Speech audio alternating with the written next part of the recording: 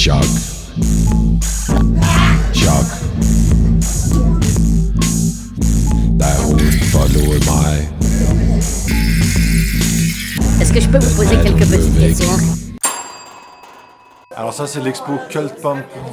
Cult Pump c'est un atelier de sérigraphie géré par moi-même à Copenhague, au Danemark. Et ça c'est une espèce d'exposition rétrospective avec des dessins, des originaux d'artistes danois ainsi que des sérigraphies. Cult Pump, le nom en fait, j'ai commencé ça en 2010. Avant je faisais des zines pendant que j'étais au Beaux-Arts, je faisais une revue qui s'appelait Smith & Kill. Et, pour une raison quelconque, j'ai un peu arrêté tout ça et puis j'ai fait une pause.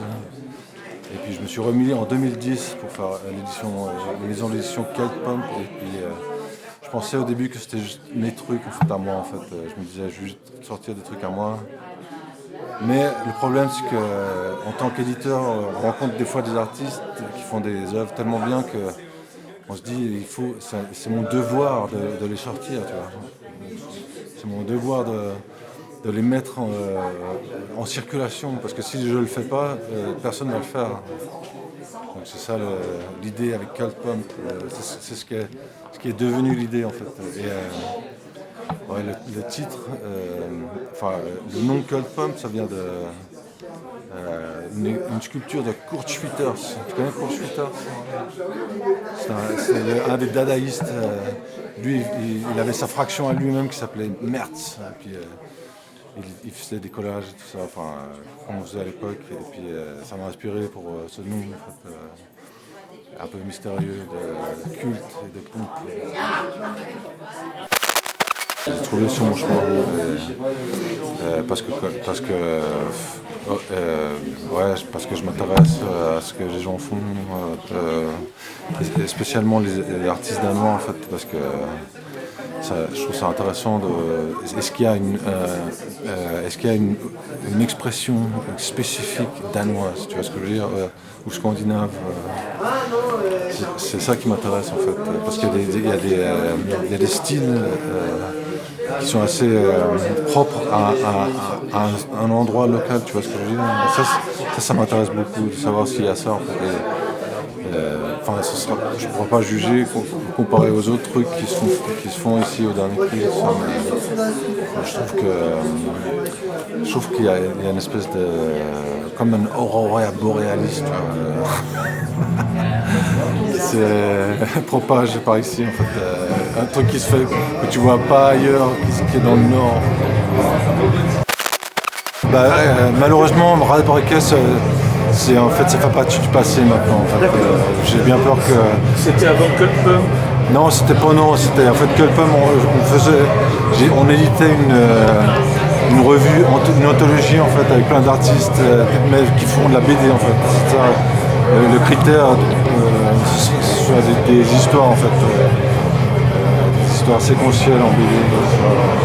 Mais il y a quand même eu Saint-Perman qui est plutôt expérimental. L'idée c'était de présenter des artistes danois et des artistes non danois, mais traduits en danois. Au début c'était genre plutôt arty, tu vois, plein de n'importe quoi est cool si ça se fait sérigraphier avec des couleurs funky et tout ça. Alors que là on se dit ouais non mais la BD il faut prendre ça à sérieux, on aimerait que ce soit donc c'est pas évolué depuis la BD mais au contraire c'est évolué contre la BD en fait. Pour prendre ça au sérieux parce que notre idée c'est pas d'être ironique, tu vois, de pas avoir de la distance.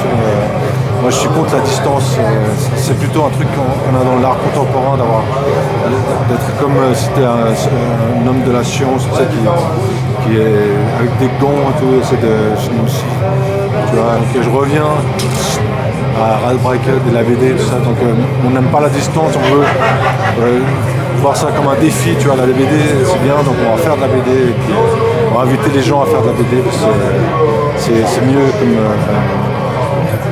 c'est mieux que de faire autre chose.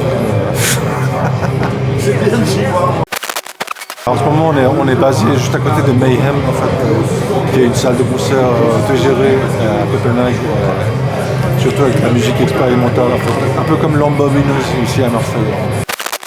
Ouais, c'est le fruit du hasard, carrément. Non, je pense que c'est un truc qui vient assez naturellement, tu sais, un peu comme des plantes dans le jardin. Il y en a qui vont se mettre, qui vont évoluer contre eux-mêmes, tu vois, juste pour utiliser une métaphore de jardin en fait.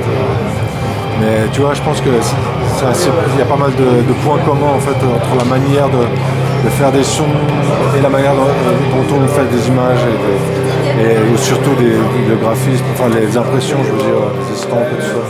C'est fait d'une manière assez improvisiste et brutiste en fait, un peu comme les gens qui font de la musique.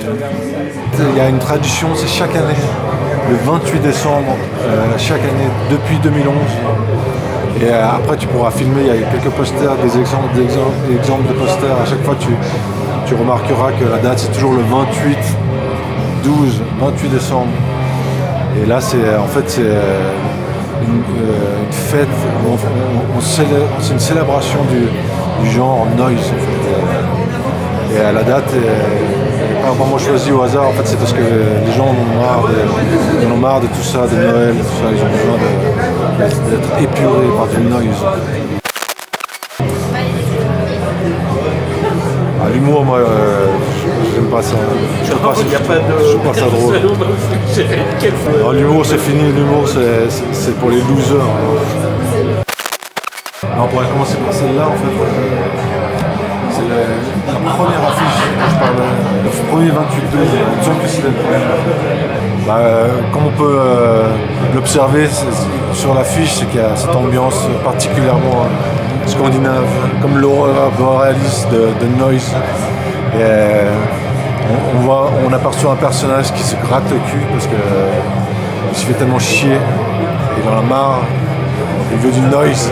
Il y a une affiche c'est la plus grande affiche qui a été faite dans l'histoire de Mayhem Noise Fest.